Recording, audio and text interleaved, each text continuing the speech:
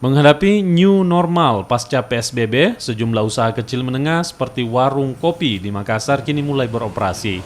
Meski kembali berjualan, namun protokol kesehatan tetap diberlakukan seperti menggunakan masker, cuci tangan bagi pengunjung. Tidak hanya itu, barista warung kopi juga menggunakan sarung tangan dan masker dan setiap meja hanya bisa ditempati oleh satu pengunjung untuk tetap menjaga jarak fisik. Selain itu, setiap meja dan kursi langsung disemprot disinfektan usai ditinggalkan pengunjung.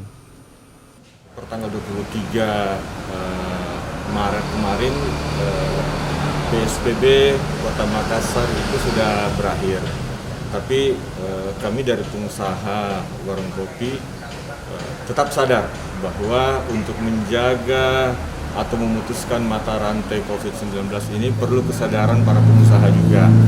Contoh di warung kopi kami tetap buka setelah PSBB ini, tapi ada beberapa himbauan kesehatan yang kita harus patuhi. Contoh, kalau pengunjung datang ke sini, kami sediakan wastafel, dia harus cuci tangan dulu menggunakan sabun. Setelah itu dia lap tangannya pakai tisu.